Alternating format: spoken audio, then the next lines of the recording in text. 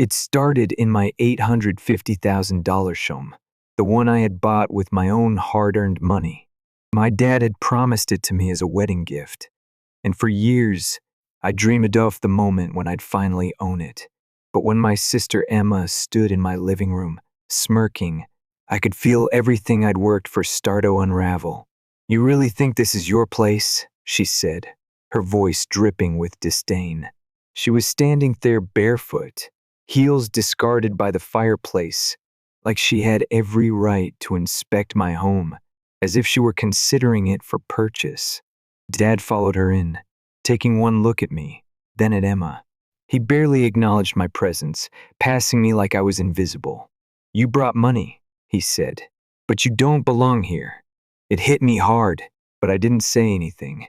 I just reached into my bag, pulled out the deed, and placed it on the kitchen island. Dad glanced at it for a second, his expression tightening, but he didn't say anything. Instead, I texted a message I had prepared months ago. I didn't think I'd ever need to send it, but something told me I should write it just in case. It was simple. A single line: "It's sold." Emma's expression shifted. The smirk evaporated, her face paling. She looked around at the room again, at the fireplace, the canyon view, the hardwood floors, and I could tell from the way she glanced at everything that she knew.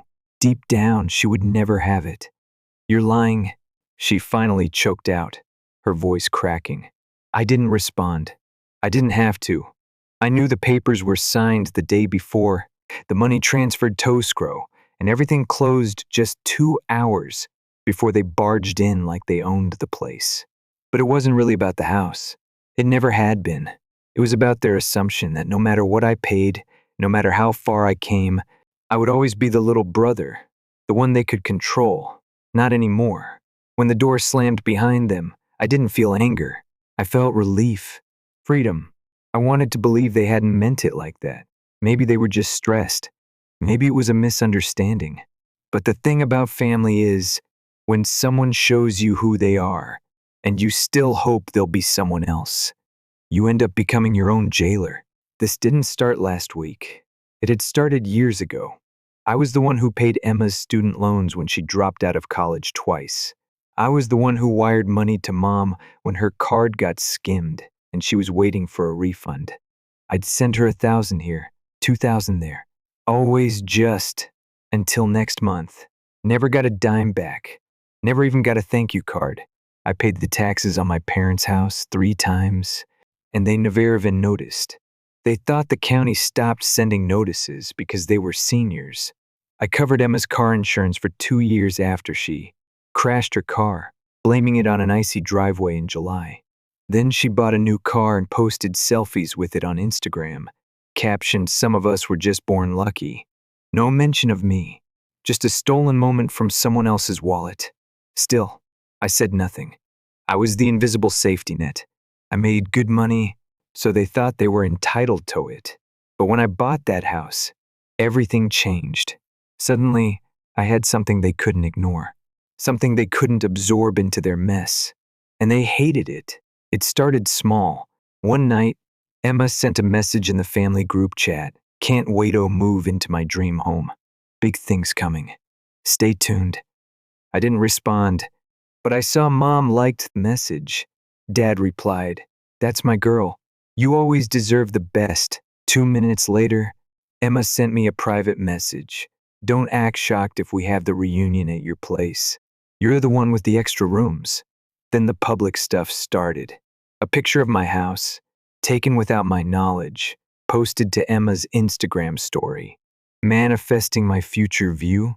She captioned it. I texted her, "Where did you get this photo?" She left me on read. Next came the fundraiser. Emma launched a GoFundMe titled, "Help us build our family dream home." In the description, she wrote, "This property has been in our family for generations. My brother is just the placeholder. As if I were renting my own life." People shared the fundraiser, distant cousins, old classmates. She raised $14,000 in 3 days. I confronted her about it. She shrugged. "It's not personal. You're just too attached to stuff. You always were." Then, just when I thought it couldn't get worse, the video dropped. A 22-second clip on Facebook of Dad walking through my hallway, giving a fake tour of his future son-in-law's home. Right here is where we'll put the pool table Emma always wanted. Probably knock out this wall. Widen the kitchen. Got to make room for grandkids. Of course, we're grateful to our son for keeping the lights on in the meantime. 700 likes. Dozens of comments. Wow, looks amazing. Can't wait to visit. Nobody knew the truth. They thought I was just a placeholder. They didn't know the house was in my name, that the mortgage came out of my account, that the only thing they owned was entitlement. That's when I stopped playing along. I started digging. I remembered Emma's old hard drive. She used to carry it everywhere, bragging that she backed up everything. You never know when you'll need a receipt, she'd always say.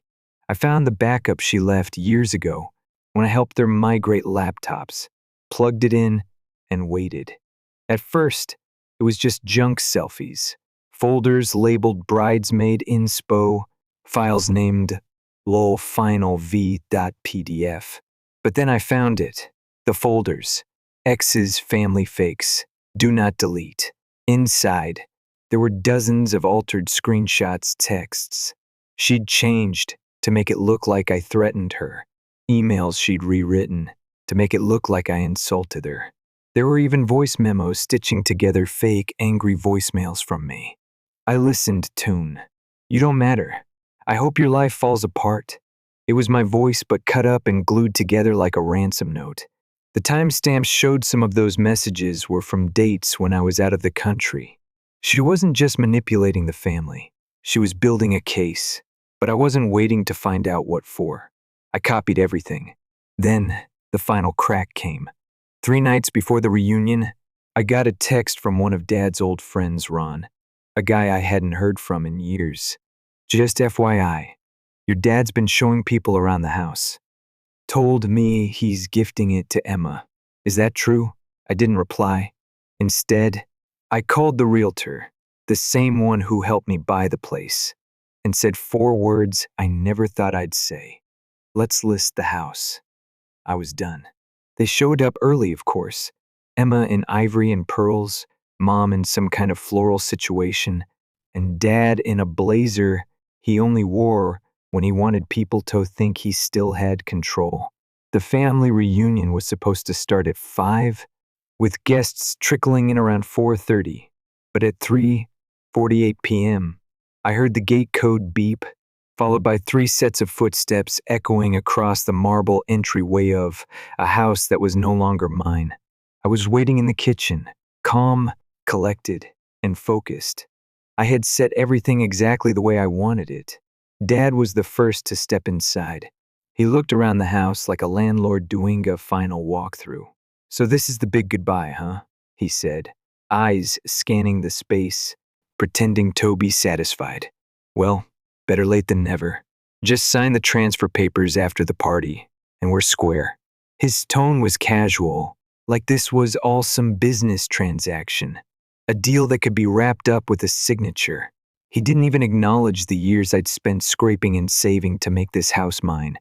It was as if it had never mattered at all. Emma followed him in, a wide smile plastered on her face, like she was the one being handed the world on a silver platter. God, I can't wait to paint this place.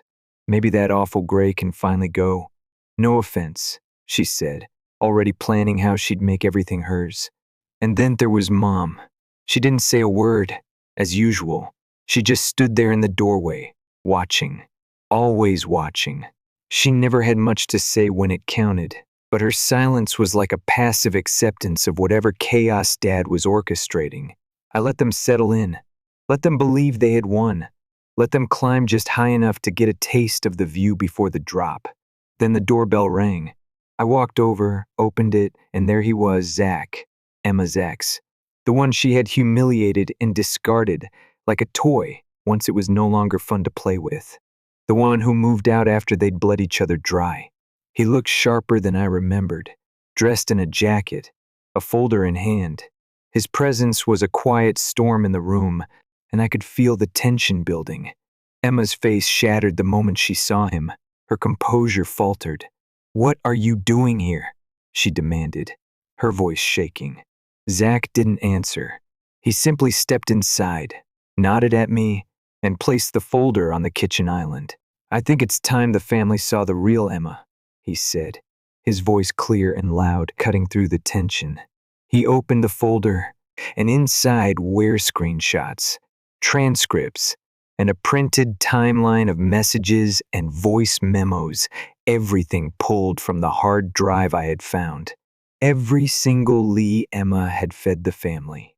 Every twisted narrative she had carefully crafted to make herself the victim was there in black and white. Verified, enhanced, and undeniable. Dad didn't move. Mom didn't either. They just stared at the documents in silence, the reality of everything starting to settle in. Emma was shaking. "This is fake," she tried to argue. "You can't just bring trash into my house." Her voice was shrill, desperate, but there was no backing out now. The walls were closing in, and I was standing in the middle of the truth, holding it up like a mirror. I spoke calmly, but my voice had dropped, and the sound of it echoed like a low warning. "Sit down," I said, my words deliberate. "I'm ending one lie today." I pulled out the tablet I had set upon the dining table, tapped the screen, and let the recordings play. It was my voice, but broken, stitched together like a jumbled ransom note. The words were clear, but they weren't what Emma had claimed. "You're nothing. I've always hated your guts." Dad flinched. Mom stepped back, as if she hadn't known her daughter was capable of this kind of manipulation. The truth hit hard, and they couldn't look away. Then I did it. I dropped the drive on the table. It was a hard drive full of everything Emma had lied about: messages, photos, voice memos, altered texts, and so much more. It was all there, proof that she had spent years playing a game that now had consequences. "You made a scene," Emma screamed, trying to play the victim again. But it wasn't working. Not this time. I didn't shout. I didn't need to. I had one more card to play, and then the second guest arrived. My grandfather, Dad's father, walked in. He hadn't spoken to any of us in over a year, but there was something about him that had always been different from the rest of the family. He didn't take sides, and he didn't care for pretenses. He was terrifying in his quiet way, and when he stepped into that room, the air shifted. Dad's face went pale. He knew what was coming. Grandpa didn't say a word to anyone else. He walked up to the table, looked at the documents, and then at Emma. "You always were your father's child," he said, his voice low and steady. Then he turned to Dad, his words slicing through the tension. "You lied. You used this boy. You stole from him. And you let your daughter do worse." Dad finally cracked. The facade of control slipped away. "Don't come into my house and—" he started, but I cut him off. "It's not your house," I said, my voice steady, final. I pulled a white envelope from my back pocket and slid it across the table. "This the final transfer agreement," I said, "signed, witnessed, and closed yesterday." Emma blinked, the smirk finally vanishing. "You sold the house?" she asked, her voice barely a whisper. "Yes, full market value," I said. "No discount, no gift, no inheritance." "But Dad promised," she protested, turning to him. "Dad lies," I said, turning my gaze back to him. "And you're not a part of this anymore." Emma's facet twisted with fury, but it wasn't the rage of someone who had control. It was the fury of someone who had lost everything they thought they were entitled to. "Do you think this is about you?" I asked, looking at all of them Theons who had used me, manipulated me, and taken everything I had to give. "I built this family," I said, "but now it's time to build." Grandpa raised his hand, silencing Emma. "No, you ruined it," he said. And then I turned to face them, all the family I had tried to hold together for so long. Emma, who used me. Mom, who let her do it. Dad, who had orchestrated every manipulation like an old, tired con artist running his final trick. "You said I didn't belong here," I said, looking around their room. So I'm leaving. But I'm taking everything you thought was yours with me. And with that, I turned and walked away. I didn't stay for the party. I didn't wait for the other guests to arrive. I left them standing in a house they thought they owned, surrounded by proof they had built their lives on a foundation of stolen loyalty. And the only thing louder than the silence behind me was the sound of the front door slamming shut. I didn't go home that night. Not the next day either. I checked into a hotel, one of those quiet, expensive places I used to scroll past and think, maybe someday. I booked 2 weeks, paid up front. Not because I didn't have anywhere else to go, but because I needed space. I needed to stand at a distance and look at me life, without them in the frame. Room service coffee on the balcony, long walks without my phone. It felt like freedom, but the kind you earn slowly, piece by piece. I texted my manager, said I was taking a personal week. Then, I turned everything off. Day 1, the first call came. My mother. Then another. Then another. 18 missed calls in a single day. I didn't answer. Day 3, my father broke the silence. What have you done? Everything's falling apart. I stared at the text, saved it in a new folder on my phone titled, That's Their Burden Now. Day 5, Emma showed up at the hotel. She didn't know my room number, but she was standing in the lobby, wearing oversized sunglasses and holding something in her hand, a paper, maybe a folder. Another performance. I saw her from the elevator, paused, then stepped back inside and let the doors close. I didn't want to hear it. I didn't need to hear it. Let her stand there. Let her wonder why I wasn't chasing after her. Day 9, the notary called. The money had cleared. The house was officially sold.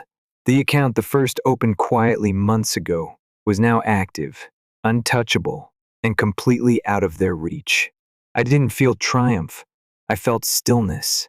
Later that night, I did something I'd been putting off for years.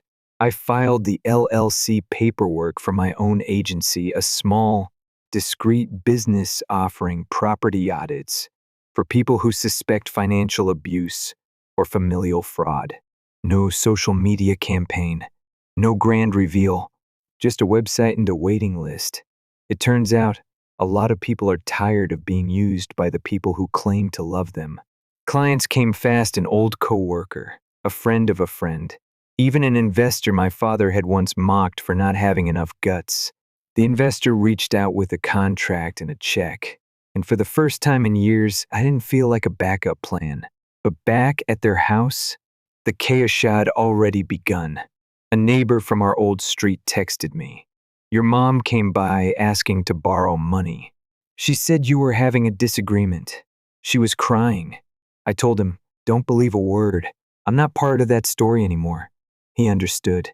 Week 4, I got a letter from the bank. Confirmation that my name was officially removed from all accounts related to my parents' mortgage and expenses. They now had full financial responsibility. If they didn't pay, collections would come. I didn't flinch. I didn't call to explain. I didn't ask if they were okay. I just deleted the last password from my vault. That week, I got a message from one of my mom's old colleagues. You've changed. Bet you're out to destroy your family. You're not the same son. I replied with one line. I just stopped destroying myself. That was the last response I ever gave. No long monologues, no confrontations. And then, finally, it got quiet. No more calls, no more guilt trips, no more messages, nothing. It wasn't loneliness. It was peace. The kind that lets you sleep without clenching your jaw. The kind that lets you make breakfast without wondering who's going to ask for something next. The kind where silence isn't punishment, it's freedom. The last time I saw any of them was the day I closed the door on that house, my house now, someone else's former dream. 2 months passed. No calls, no messages, nothing. Until the whispers started. It wasn't a reunion. It wasn't regret. It was damage control. One of my agency contacts forwarded a name from a fraud screening report. someone applying for housing assistance under questionable income history. The applicant was Emma, and my parents were listed as co-signers. I didn't intervene. I didn't respond. I just made a mental note. They were still trying to game the system, even without me in it. A week later, my accountant called. Someone had tried to fillet a joint enterprise form using my old credentials. The IP address traced back to my father's town. Game on. But I didn't scream. I didn't warn. I just cut every remaining shared account, canceled the last access permission my mother had to check the balance, renamed my agency, re-registered the legal entity under a new parent company, pulled every last string they could have used to reach me. Then I did something final. I changed my name. Not for show, not for drama, just for ownership. I took my grandfather's last name, the only man in the family who ever looked me in the eye and didn't flinch when I cried. My first name stayed, but somehow it sounded different now unchained. The new office was small, clean, sharp, no distractions, no clutter, no people I didn't choose. Above the entrance, I mounted a silver plaque. We don't work with family. People asked if it was a joke. It wasn't. It was a declaration. At the opening, I didn't invite anyone from the past. No old friends of the family. No he means well relatives. Only my team, people I trust. People who don't need me to be their emotional support system just to function. And then, something quietly perfect happened. I stopped for coffee one morning. Same order, same spot, and heard a voice behind me. My mother. I hadn't heard her voice in months. It was exactly the same, yet somehow smaller. She saw me, froze, and I turned. I looked her straight in the eyes and walked past her like she was no one. No anger, no words, just silence. For the first time in her life, she didn't speak. And for the first time in mine, I didn't care. My apartment now? High ceilings, big windows, furniture I chose. No hand-me-downs, no ghosts, no clutter. There's no family portrait on the shelf, just a single framed photo of me standing in front of the new office, holding the keys like a sword. And on the mailbox, a new last name. No history, no shame. A neighbor once asked why I chose it. Is it a tribute? I smiled and said, no, it's the only name that never lied to me. There's something powerful about disappearing, without explaining, about letting people talk themselves in circles, trying to figure out why you stopped responding, why you stopped saving, why you stopped being the one who always came back. They don't understand. It wasn't taste snap. It was a slow burn, years of small betrayals, swallowed pain, invisible sacrifices, until one day, I just stepped out of the fire and didn't look back. I still get questions from outsiders, people who heard something happened. They ask, do you ever miss them? I smile and say, you can't miss what you never had, because what I had wasn't love. It was leverage. And the second I stopped letting them use it, the whole house of cards collapsed. One night, I walked past the office after hours. The silver plaque over the door caught the light just right. We don't work with family, it gleamed. And beneath it, I added a second line that week, a new engraving. Small, but permanent. If you think I owe you something, you were never family to begin with. No one will see it unless they're looking. But they will, because I know how these stories travel. I know, eventually, someone will walk up to that door and wonder what happened to the quiet kid who used to hand out money like bandages. They'll see the plaque. They'll see the name. And they'll know he's gone. And the man who replaced him, he doesn't bleed for anyone.